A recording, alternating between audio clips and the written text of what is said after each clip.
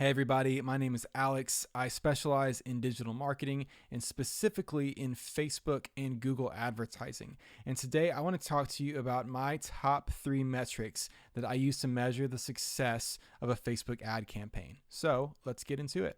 All right, one of the first things I like to look at is my cost per result.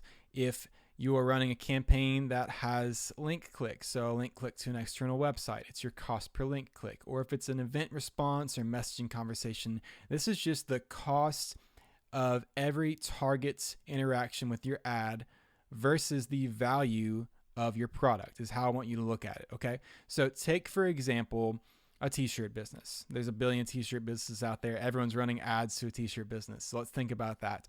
Let's say it costs you 50 cents per link click for this t-shirt business. And let's say you're selling these t-shirts at $25 a pop. So where this gets really important and where you really want to pay attention is, let's say it took you 100 link clicks. So essentially at 50 cents a link click, that's $50. You can check my math there. Let's say it costs you $50 regardless to get someone to finally buy a t-shirt from your website based on this ad. Okay, so you just spent $50 to get someone to buy a $25 t-shirt. That's a problem. Obviously, that's a problem. So you really want to pay attention to this cost per result because, again, it is a good indicator of the customer interaction, the cost per target customer interaction versus the value of the product you're advertising. Okay, the next thing I want to talk about is link CTR.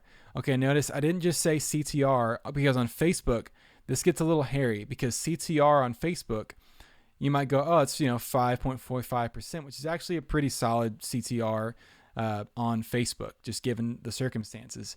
Well, the problem is that they're counting likes and comments and link clicks and all this interaction with your ad as CTR, because CTR is just the percentage of people who saw your ad and then interacted with it in some way.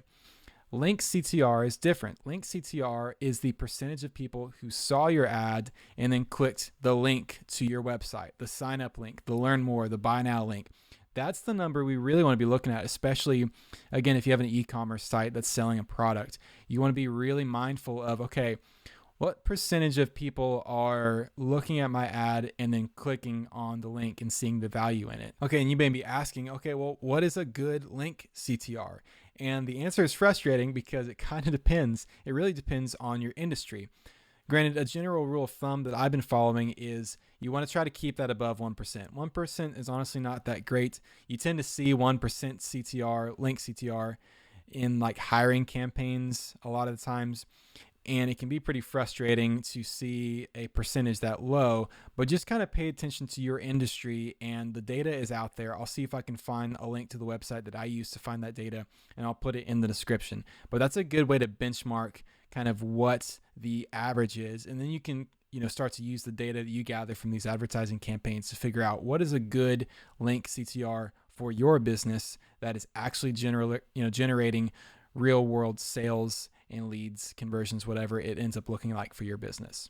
Okay, so the last thing I want to look at is landing page views. And this is something I learned relatively recently. And you're probably asking, okay, well, why does this matter?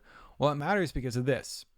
You paid for 360 people to click on this ad. You paid for 360 link clicks. Well, only 226 of them actually made it to the landing page. And you're asking, well, how is that possible? 360 people clicked, so they should have made it. Well, there's a huge culprit here, and it's website speed, okay? If it takes 10 seconds for your website to load once someone clicks a link, they're bouncing. I'm bouncing at that point. I'm bouncing at 5 or 6 seconds. I'm already bored. I'm already impatient. And you cannot count on the patience of the masses to just hang on while your slow website loads so that you can try to, again, further convince them to buy something, to give up their hard-earned dollars for something that you're offering. So you need to remove every bit of friction you can. This is a huge point of friction, obviously, for a lot of people. 226 versus 360, that's a problem. That probably means there needs to be some website optimization to get that speed back up to where it needs to be, loading in just a few seconds perhaps. So that is something really to bear in mind as you are measuring all of this. So I hope that was super helpful and informative. If you have any questions or comments, or you absolutely hated every minute of this, please reach out to me at betterfunnelmarketing@gmail.com. I would love to talk with you. So until next time, cheers.